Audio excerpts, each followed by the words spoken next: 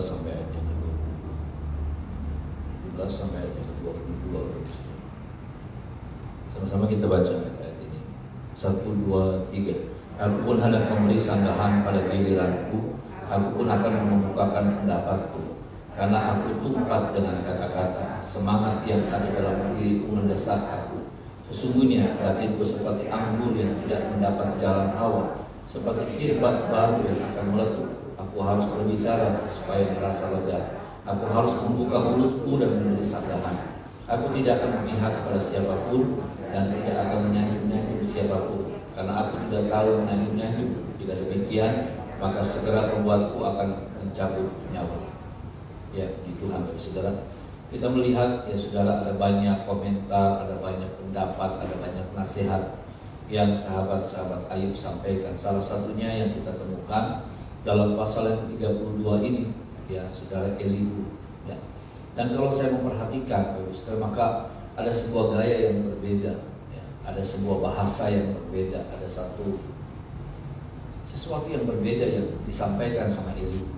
Saudara, lebih meledak-ledak gitu, lebih meluap-luap. Bahkan ia berkata bahwa aku hendak memberi sanggahan pada giliranku, aku akan mengemukakan pendapatku, karena aku tumpat dengan kata-kata, semangat yang ada dalam diriku mendesak aku. Sesungguhnya batinku seperti anggur yang tidak mendapat jalan awal, seperti kirbat baru yang akan meletup. Nanti kalau sudah baca dalam pasal yang ke-33, bagaimana ungkapannya lebih vokal gitu, saudara. Ungkapannya, hal-hal yang disampaikannya lebih berani, ya, saudara, lebih terus terang dan lebih seperti itu, saudara. Siapakah Elihu, saudara? Ya, siapakah Elihu? Dari beberapa sahabat Ayub yang hadir di tengah-tengah penderitaan Ayub. Yuk kita baca, saudara. Ayat yang ke-6 saja kita baca.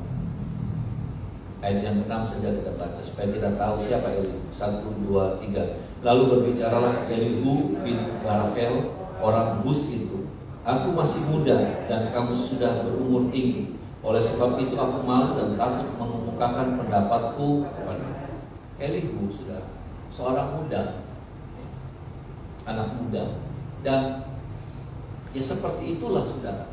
Seperti itulah anak muda. Ya, dan ternyata dari zaman ke zaman, ya seperti itulah anak muda. Beda, ya, beda gayanya, beda penyampaiannya, dan yang seperti itu, saudara. Ya, kita juga sudah pernah masuk di fase ini. Kita juga tahu bukan sesuatu yang aneh sebetulnya, bukan sesuatu yang nggak pernah kita kenal. Kenapa? Karena kita pernah masuk di fase itu. Fase apa? Fase jadi anak muda. Betul, saudara? Ya. Dan sekarang kenapa kita berbeda? Karena kita sudah melewati, sudah masuk di umur 40 lebih, yang 40-an, ya, saudara. Maka ada sesuatu yang berbeda, ada sesuatu yang berubah sebetulnya. Kenapa? Karena ya disinilah, saudara, perbedaan terjadi, ya saudara.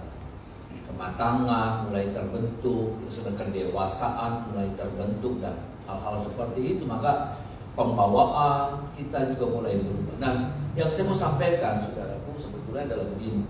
Problem paling besar, ya saudara, dalam kehidupan ini, saudara, kalau saudara melihat, memperhatikan dan merenungkan, maka problem yang terbesar itu adalah problem masalah komunikasi. Sama-sama bilang sama saya, komunikasi, saudara. Masalah komunikasi. Selalu terjadi yang namanya miskomunikasi. Suami istri terjadi miskomunikasi. Karyawan, masalah-masalahnya adalah masalah miskomunikasi.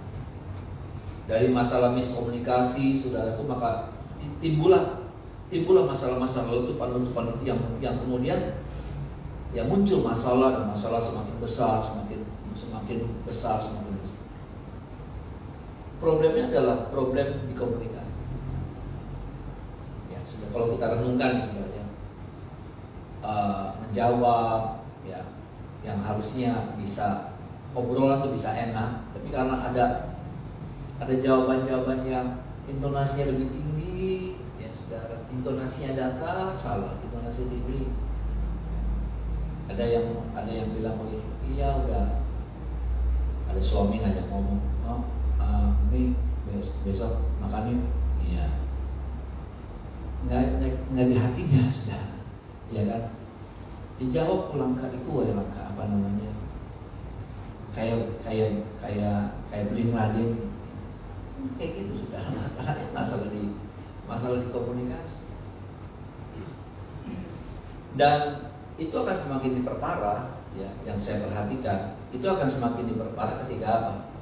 Ketika komunikasi itu terjadi antara dua generasi yang berbeda. Komunikasi, saudara, ya, komunikasi itu ya bisa jadi masalah, tapi yang akan lebih memperparah ketika apa? Ketika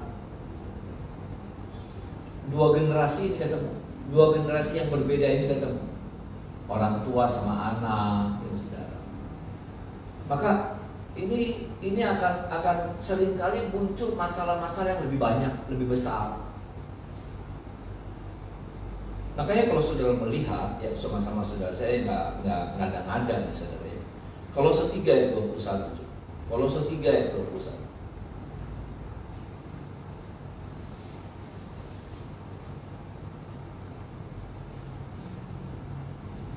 Kolose 3 ayat 21.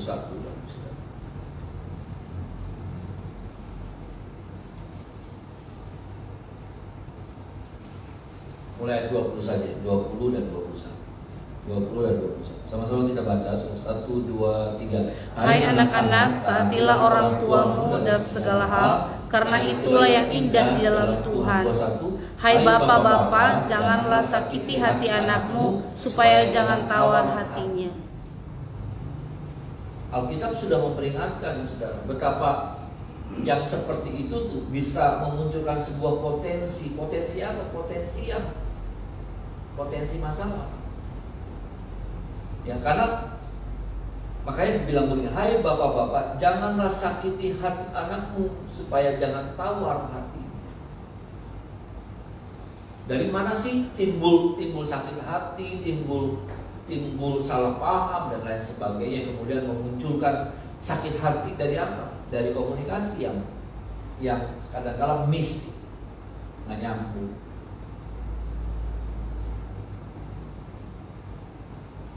Saya mau bawa ini supaya kita mengerti, saudara. Kenapa? Karena seringkali kita tidak memperhatikan yang seperti ini. Saya tidak memperhatikan, saudara tidak memperhatikan, sampai pada ya caranya, sikapnya, intonasinya, isinya, waktunya, kita nggak memperhatikan. Karena ternyata sangat berbeda nih, saudara. Punya cara berpikir yang berbeda, punya cara pandang yang berbeda, punya gaya yang berbeda. Kalau saudara melihat Elihu, cara ngomongnya, maaf saudara, lancang. Tapi saya mau bilang begini, itulah anak muda, gitu saudara. Itulah gayanya anak muda. Makanya dia bilang, saat mulutku itu, hatiku, jiwaku itu seperti anggur yang tertahan, mau meletup rasanya. Itulah anak muda. Sekali lagi, saya dan saudara harus mengerti bahwa kita pernah ada di fase itu. Kita pernah ada di titik itu. Kita bukan tidak pernah, kita pernah. Cuma kita sudah melewati. Dan sekarang yang kita hadapi orang-orang yang ada di generasi di bawah itu, anak-anak, cucu.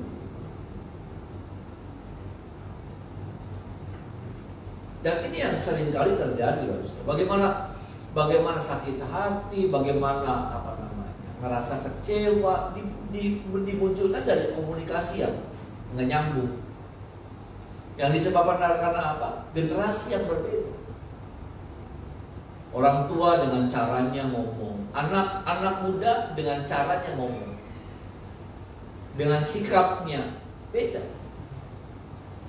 Makanya firman Tuhan sudah bilang sama kita, hai bapak-bapak, janganlah sakiti hati anakmu, supaya jangan tawar hati. Saya melihatnya begini, Tuhan sudah mengingatkan bahwa ini bisa terjadi, bisa memunculkan potensi konflik. Dari mana? Dari komunikasi antara dua generasi yang berbeda ini.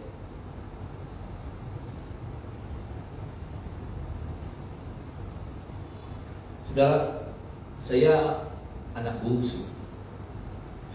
Saya anak bungsu dari 9 bersaudara. Ya, kakak saya nomor 8 meninggal waktu bayi. Ya, tetap nomor 9. Dan paut umur yang berbeda dengan papa itu sangat jauh sekali. Bayangkan, papa kelahiran 1918. 1918. Ya, kalau masih hidup sekarang umur berapa tuh sudah?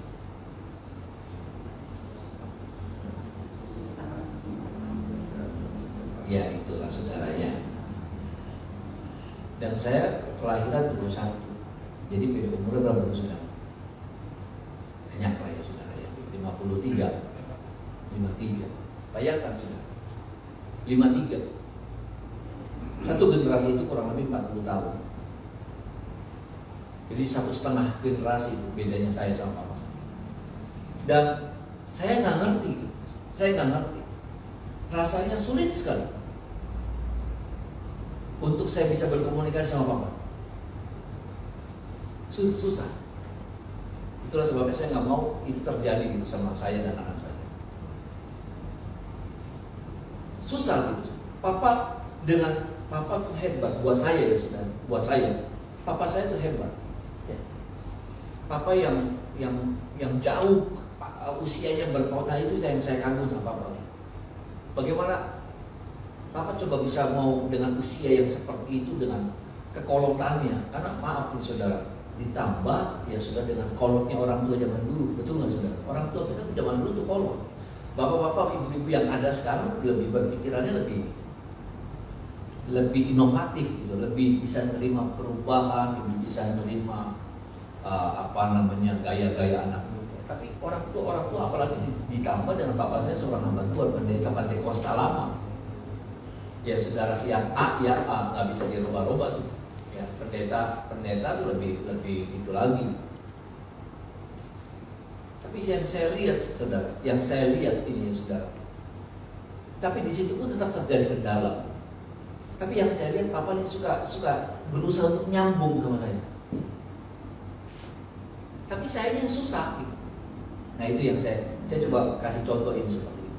Ya saudara, supaya ya saya nggak ngerti saudara punya kendala enggak, punya masalah enggak. Ya kalau tidak ada masalah dengan komunikasi saudara dengan anak-anak, dengan cucu, ya puji Tuhan sih Bapak Ibu Saudara. Cuma saya sedang menyampaikan ini bahwa hal-hal seperti ini bisa terjadi dan banyak terjadi, dan kalau itu saudara bukan orangnya, ya puji Tuhan, berarti saudara spesial gitu ya. Kadang-kala papa dulu saya suka apa sih, komik novel itu saudara, 5 Sekawan ya, trio detektif. Zaman itu kan hiburannya begitu ya saudara. Dan papa kasih uang buat beli, karena kan zaman itu kan cukup mahal saudara. Buat beli buku begitu tuh cukup mahal ya. Itu kan buku kita mesti belinya di Gramedia. Saya ingat di Mundo Bowling itu sudah, waktu itu Mundo Bowling masih buka.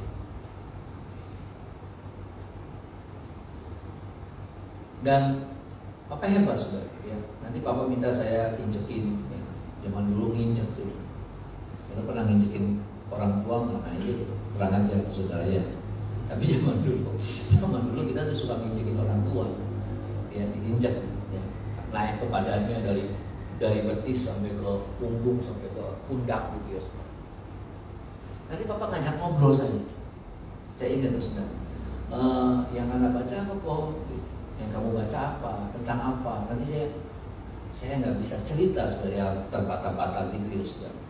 Tapi saya berusaha untuk jelaskan, oh begini pak, begini. Oh iya. Yang saya lihat papa dengan kekolotannya gitu loh saudara, berusaha untuk nyambung,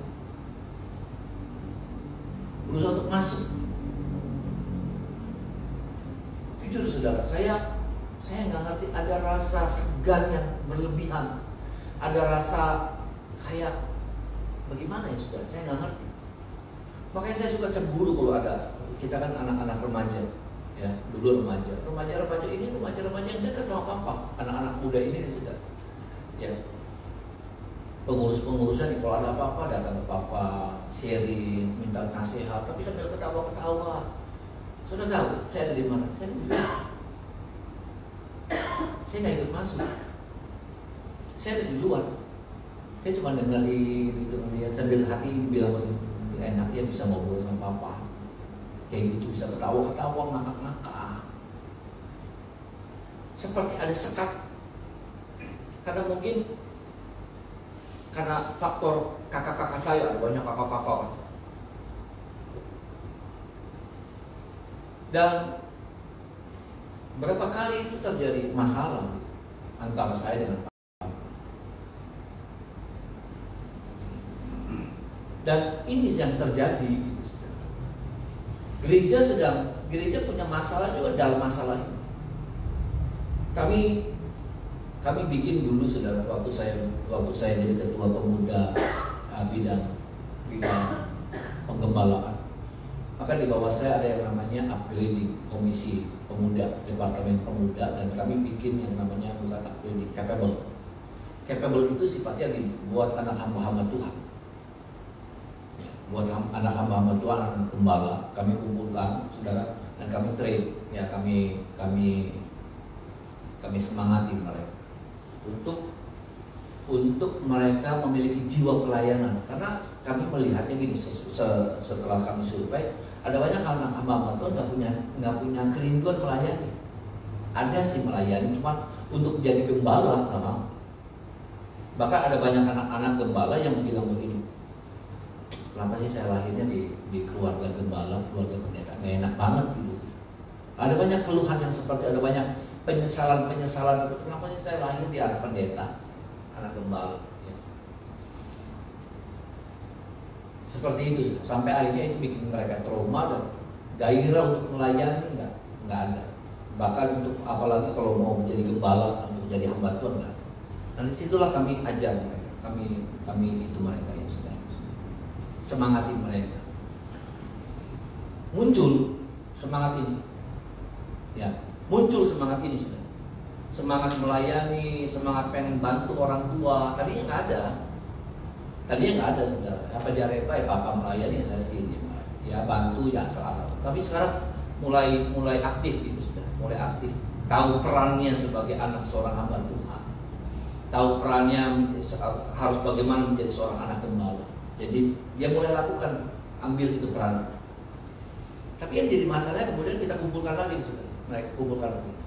Lalu yang terjadi adalah mereka jadi orang-orang yang frustasi. Kenapa? Karena mereka seperti ngadepin tembok gitu. Mereka ngadepin sebuah penghalang. Ketika mereka mau maju, tapi satu sisi mereka ngadepin yang namanya penghalang. Siapa yang jadi penghalangnya? Kami tanya, siapa yang jadi penghalangnya? Bapaknya. Bapaknya yang jadi penghalang. Bapaknya yang apa namanya? Yang jadi nggak sama gitu cara berpikir. Anaknya pengen bikin begini, bapaknya bilang macam-macam. Anaknya pengen bikin begini, bapaknya bilang jangan, itu duniawi. Nah, terjadi itu konflik. Saya bawakan ini supaya saudara ngerti betapa ternyata dalam pelayanan itu sendiri, saudara. Tapi ketika ketemu dua generasi, maka ini jadi sesuatu yang beda. Ini terjadi yang namanya gesekan. Dan kalau kita tidak pintar untuk mengatasinya, maka gesekan itu jadi tumbukan. Bikin apa sudah? Jadi goretan yang nggak bisa hilang, bekas yang nggak bisa hilang. Maksudnya gini, jadi sakit hati, jadi trauma.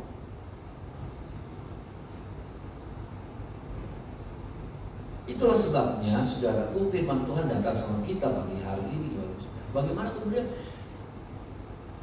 dimanapun dan jadi siapapun kita di dunia apapun kita, tetapi ketika kita ketemu sama yang namanya komunikasi, yang tadi saya katakan, komunikasi itu memunculkan masalah.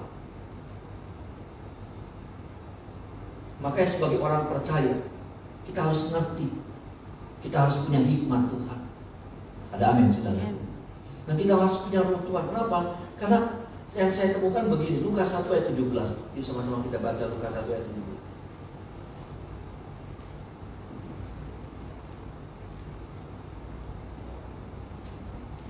Lukas 1 ayat 17.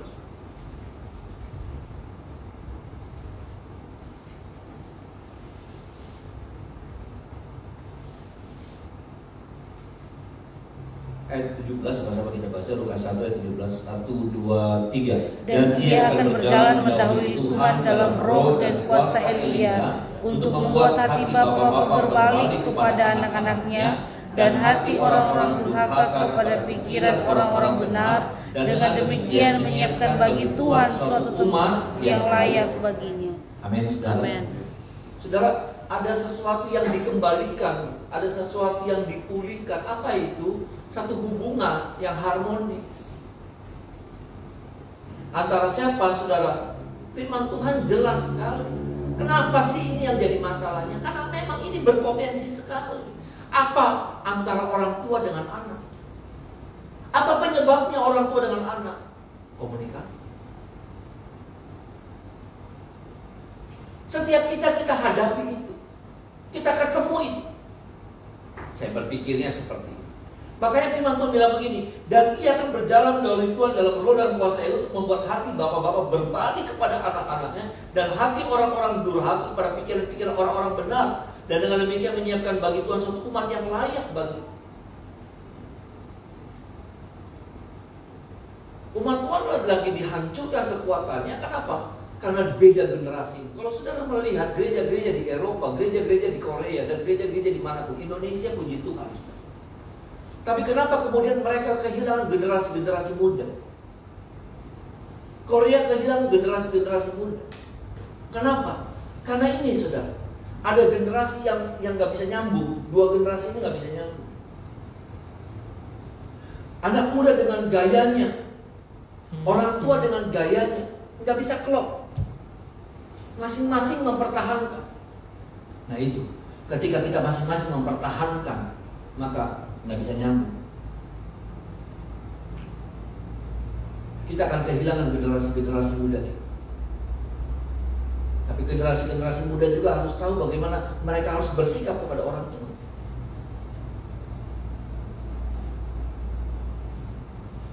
Di Eropa kehilangan generasi muda. Berapa puluh tahun, saudaraku, gereja kosong. Dan saya lagi melihat hari-hari ini Eropa lagi mulai dilawan sama Tuhan. Tapi saudara, anak-anak muda hilang dari gereja. Karena yang saya lihat ini bukan sok pinter, tapi karena memang nggak ketemu gitu. Anak muda dengan gayanya. Makanya begini, saudara. Waktu terjadi sebuah gaya baru, gaya baru di gereja, orang-orang tua sulit untuk menerimanya. Ada lampu lah, ada nari lah, ada musik yang, makanya ada gereja-gereja bilang itu gereja sesat itu.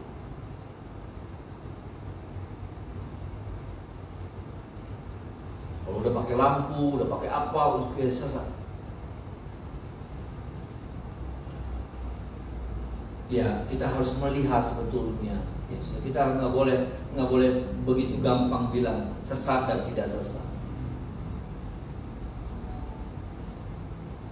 Makanya dulu saya pernah bilang begini, ada lagu-lagu baru, ada lagu-lagu apa gitu yang dinyanyi di gereja kita ya, saudara. Kalau saya bilang, saya nggak nyanyi, saudara. Saya nggak nyanyi, malah saya pelototin PL-nya, makanya PL-nya pada ketakutan. Saya nggak suka lagunya apa gitu ya, sudah yang lagu saya kayak gini. Saya masalahnya masih ikut di generasi lama. Saya senang sama yang namanya lagunya Awon Datu, lagunya Robert Lea, lagu-lagu kayak gituan gitu, sudah lagu-lagu bahkan lagu Pantai Kosta lama papa saya masih saya suka. Jadi ketika diperdengarkan lagu-lagu yang seperti itu, wah nggak bisa. Tapi satu saat saya tanya, saya berkali-kali bilang sama saudara, sampaikan ini. Saya tanya sama anak saya, Kak, emang enak kakak lagunya? Ya enak lah Pak. Di situ saya sadar, maksudnya saya sadar begini. Oh, seleranya berubah. Seleranya berubah. Nah, saudara, ini cuma bicara selera. Seleranya ternyata berubah antara generasinya saya dengan generasinya anak-anak muda ini, beda. Dan saya nggak bisa bilang begini, nggak benar tuh lagu, beda, nggak bisa. Kenapa? Karena ini cuma masalah peralihan generasi. Kalau sudah masuk pada prinsip, nah itu saudara kita harus teguh. Tapi kalau cuma beda prinsip, beda selera, anak-anak sekarang, saudara, yang namanya ketan, yang namanya makan apa, orang nggak terlalu, anak-anak udah nggak terlalu suka. Makan lengko gitu, nah, daging, steak, ya, ramen, kayak gituan, saudara. Saya pergi ke Eropa bukan saya naik badannya malah kurus, nggak bisa makan burger maning, mau makan pizza maning, aduh, dan lalu muncullah bayangan tentang nasi jamblang, saudara. Iya kan? Lalu muncullah makanan nasi lengko, betapa enaknya kalau di Paris ada nasi lengko, ya mana ada. Iya kan, saudara? Jadi, nah itu saudara, maksud saya, nah ini yang seringkali bagaimana masing-masing generasi mempertahankan kekeh. Ya, nggak bisa belajar ngerti. Saya melihat begini, Ayub nih saudara, Ayub orang tua, Ayub orang yang berwali. Tapi ketika, kalau saya nih, maaf nih saudara ya, kalau saya waktu dengar kata-katanya Elihu, saya bisa begini, kurang ajar ya, bisa kayak gitu loh. Ya, blok sila ya, karena agak lancang nih anak. Elihu ini agak lancang cara ngomongnya. Nanti kalau sudah masuk di pasal yang selanjutnya, Elihu bilang begini, dengar ya, diam kamu, diam. Blok. Ngomong sama Ayub nih saudara, diam. Saya lagi ngomong, diam. Nanti saudara baca, nanti besok kita baca. Maka maksud saya ada sebuah tapi saya lihat begini, Ayub diam loh saudara. Ayub diam. Ayub orang hebat, Ayub orang rohani, Ayub orang benar. Saya nggak bisa begitu. Wah, tak kutuk sih lah ya, tak kutuk.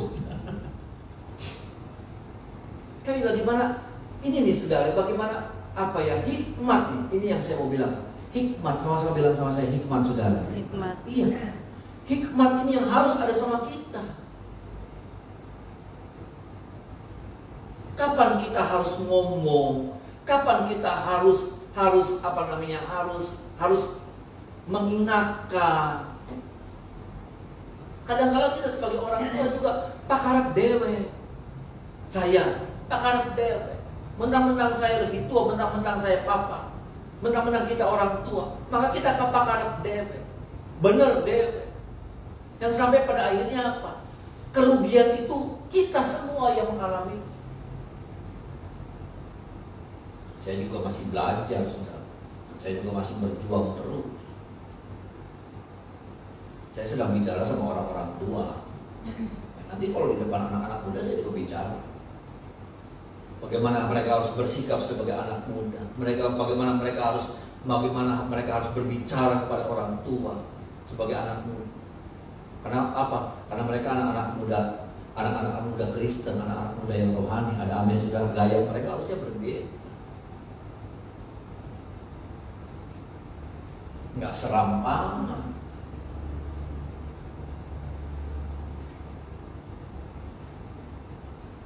Ini sudah, ini yang bisa memunculkan potensi konflik yang besar. Saya pada akhirnya nggak nyambung lagi. Saya nggak mau sudah itu terjadi.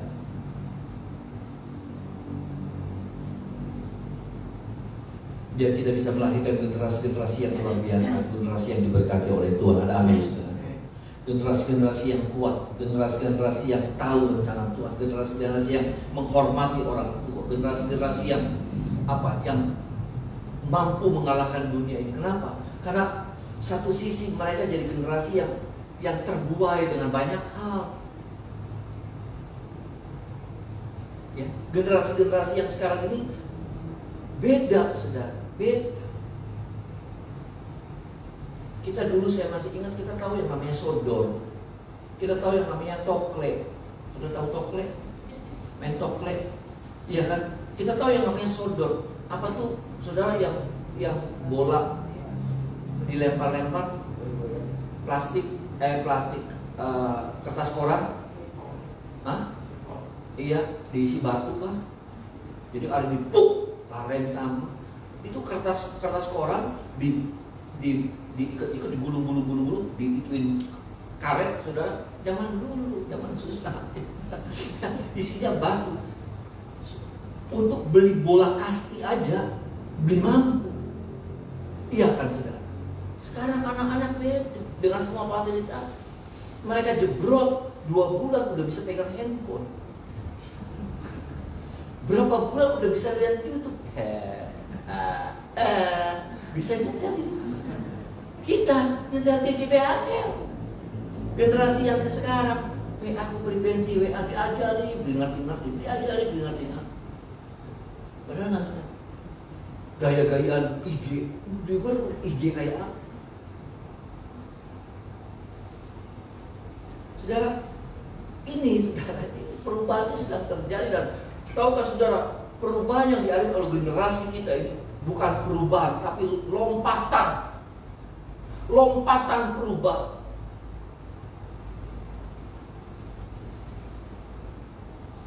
Bagaimana enggak, saudara?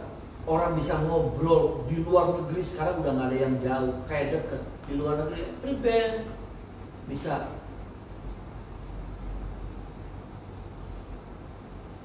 Satu saat saya masuk ke kamarnya Mika sama teman-temannya yang ada di mana, termasuk anaknya Bapak Andi Teteng yang ada di London, lagi ngobrol, lagi ngobrol. Ira prepare, ya. Zaman dulu saudara mau telepon sekarang, iya kan saudara? Bagaimana ini terjadi lompatan, dan kita masih ada di generasi ini loh. Yang kita sendiri kebongong-bongong.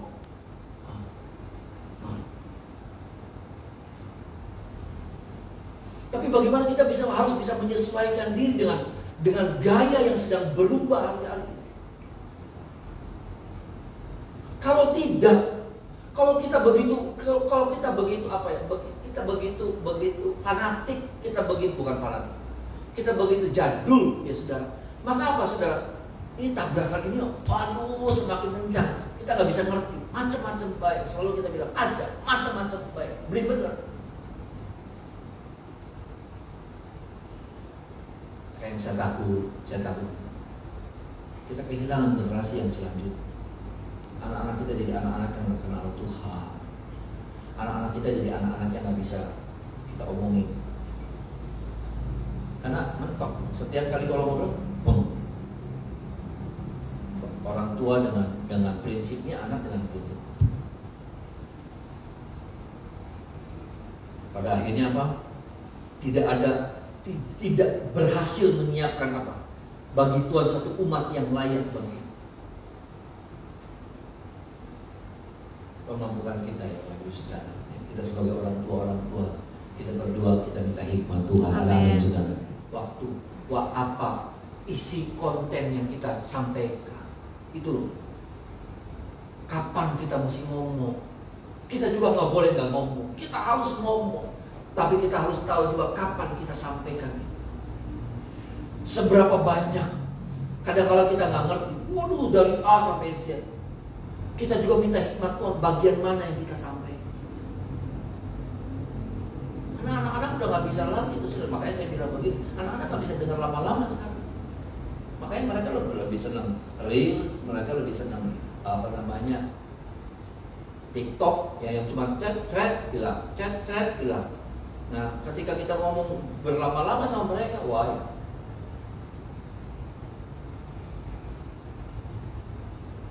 Memampukan setiap kita, saudara. Ya.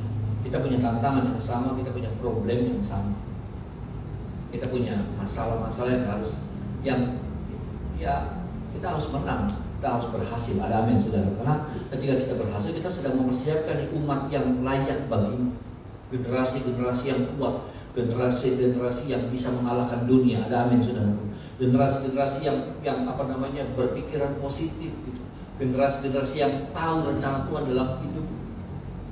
Generasi-generasi yang bisa membanggakan buat kita sebagai orang tua, dan generasi yang dimana Tuhan suka, Tuhan bangga dengan munculnya generasi. Karena nama Tuhan dimuliakan lewat hidup mereka. Nah, saya melihat ya anak-anak kita yang ada di Fire, ya, mereka anak-anak yang luar biasa. Ya. Mereka punya potensi-potensi yang luar biasa. Nyanyinya mereka, musiknya mereka, dan mereka, saya sih bangga, saya bangga sekali. Ya, saya bangga sekali. Dan tapi di satu sisi mereka punya apa ya? Punya passion, punya apa ya? Punya keinginan yang kadang-kala mungkin nih sekarang rencana mereka nggak sama, pengen ini yang dulu kayaknya orang tua yang jadi penentunya. Ira jadi dokter baik, Ira jadi insinyur baik, Ira jadi nggak bisa. Kita bisa boleh mengarahkan mereka, tapi keputusan semuanya ada tangan mereka. Waktu saya bilang sama Mika terserah, Mika mau jadi apa? Papa sih bangga kalau Mika jadi hamba Tuhan. Itu kebanggaan Pak. Jadi hamba Tuhan nggak gampang, tapi Papa bangga kalau kamu jadi hamba Tuhan. Tapi kalau kamu belum siap, kalau kamu nggak mau, nggak apa-apa. Kamu sekolah di Jakarta aja. Kamu ambil apa kek? Kamu ambil apa kek? Nggak apa-apa. Saya nggak paksa. Puji Tuhan, dia terpanggil saudara untuk bisa jadi hamba Tuhan. Itu kebanggaan saya, saudara. Saya juga nggak mau mesti jadi kayak Pak. Nggak gampang, saudara. Ya. Dan saya rindu gitu, saudara. Saudara akan di hari tua kita akan bangga melihat anak-anak kita. Ada amin, saudara. Bukan karena berhasilnya mereka, berhasil hebat gitu, kerja hebat, tapi apa? Saya sih lebih suka, maaf saudara, saya lebih suka waktu kita melihat mereka jadi generasi yang cinta akan Tuhan. Ada amin, saudara. Ya. Karena kalau mereka jadi generasi yang cinta akan Tuhan, aduh hidup mereka membanggakan. Rumah tangga mereka, rumah tangga yang diberkati. Ada amin, saudaraku. Pekerjaan mereka, kalau mereka kerja, karir mereka diberkati. Kalau mereka usaha mereka diberkati. Itu berdoalah supaya apa? Bukan mereka jadi berhasil dalam dagang, berhasil dalam karir, tapi berhasillah jadi seorang yang takut akan Tuhan. Ada amin, saudara, yang cinta sama Tuhan. Kenapa? Karena dari situlah semuanya itu, saudara, Tuhan akan tambahkan dalam hidup anak-anak. Mari kita menyembah Tuhan.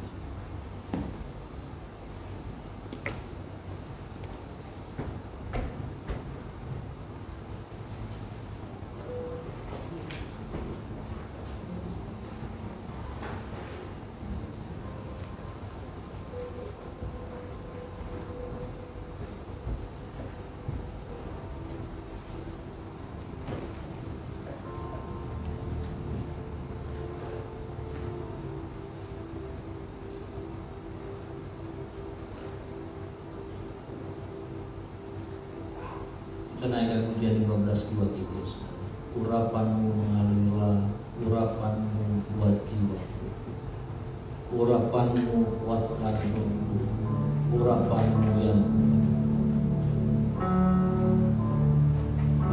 urapanmu mengalirlah.